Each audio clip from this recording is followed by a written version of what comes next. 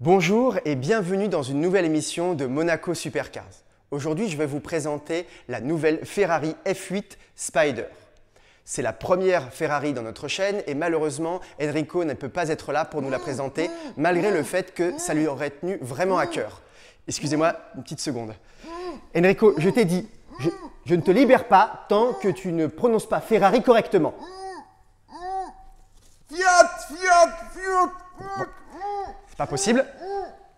Donc, voilà cette Ferrari F8. Troisième variation d'un même châssis apparu en 2009 avec la 458. Le dernier V8 atmosphérique de chez Ferrari.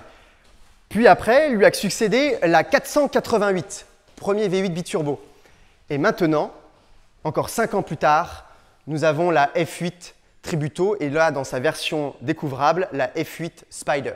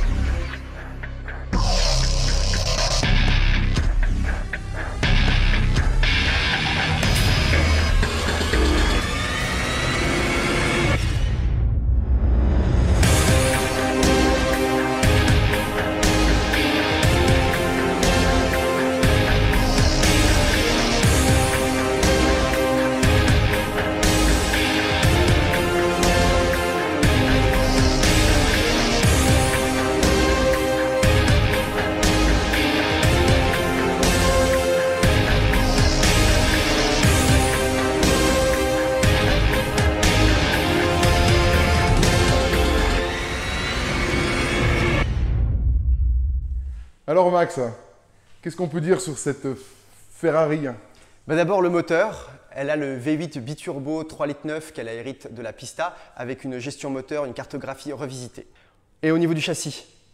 Alors le châssis, c'est une déclinaison de la Pista. La hauteur de caisse a été revue, les trains roulants, et on peut dire que c'est une voiture qui est beaucoup moins typée piste. Après, c'est vrai qu'au niveau de la monte des pneus, sur la Pista, on est sur des Cup 2, et là, ils nous ont mis une belle montre qui est quand même le Michelin, le Super Sport. Au niveau du design, nous avons principalement donc le système S-Duct hérité de la Pista qui permet de faire passer l'air du dessous vers le dessus de la voiture pour augmenter l'appui aérodynamique sur la face avant. Nous avons aussi des radiateurs qui ont été inclinés pour augmenter le coefficient de pénétration dans l'air.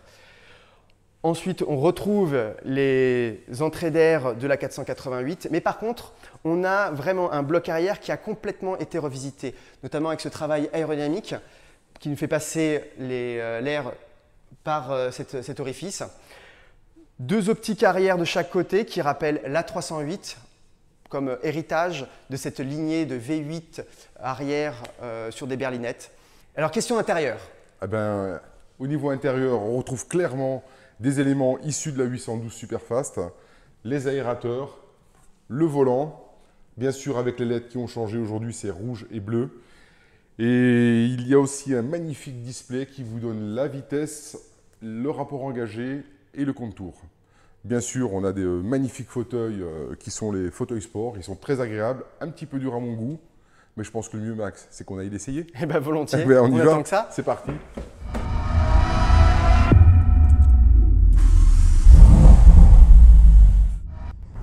Alors nous voilà dans la F8 Spider.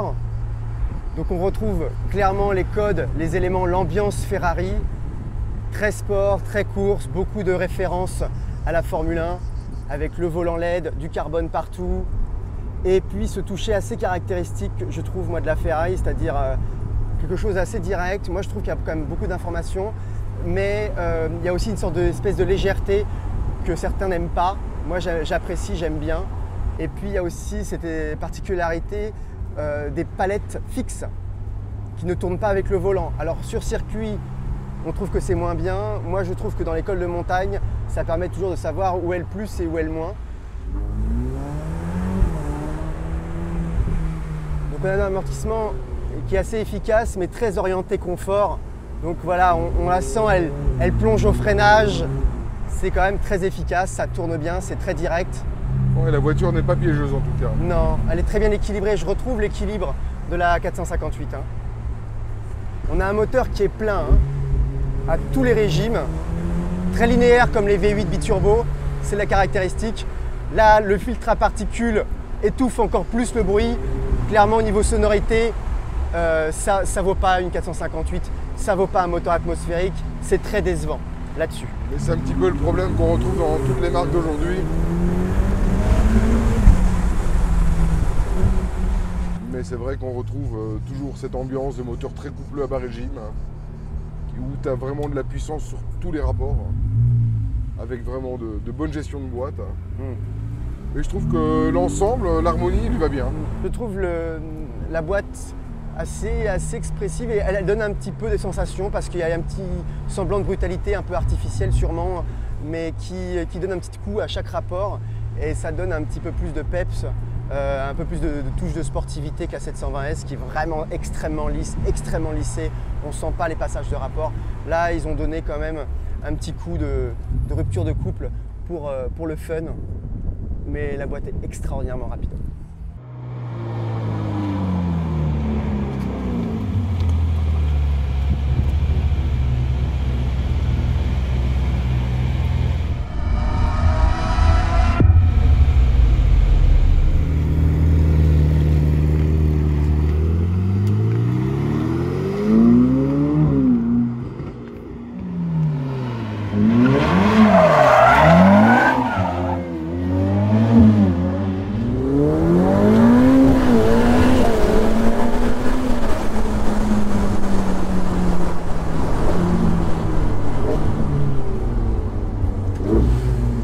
C'est une bonne voiture avec un bon moteur.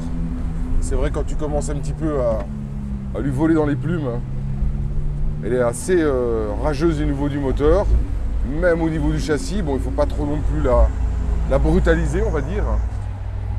Mais c'est clair que je préfère la Pista au niveau de la ligne et au niveau de l'agressivité, au niveau du moteur surtout, des trains roulants et du châssis. Sur la Pista, on a beaucoup plus d'infos que sur la Tributo, sur la F8. C'est complètement une autre philosophie. On est plutôt en mode balade plus, tandis que sur la Pista, on est vraiment sur une voiture beaucoup plus radicale. Une voiture qui est posée, qui se pose, qu'on sent bien dans les virages, avec beaucoup de train avant, surtout la Pista. Voilà, à part ça, c'est une très bonne voiture, qui est quand même assez dynamique, jusqu'à un certain point, bien sûr. Et c'est vrai qu'en mode balade, elle est très agréable. Elle est confortable, la voiture est bien suspendue, elle n'est pas piégeuse. Elle vous envoie quand même des infos.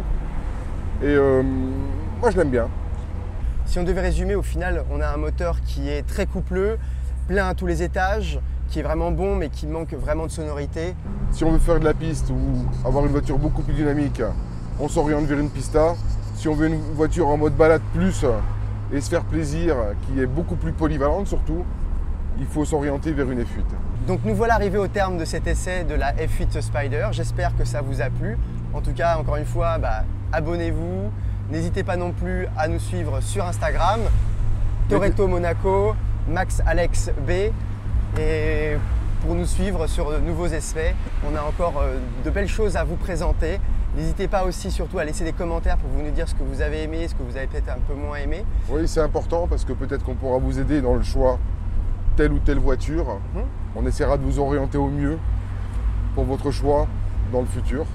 Donc on vous souhaite une agréable fin de journée et à bientôt. À bientôt.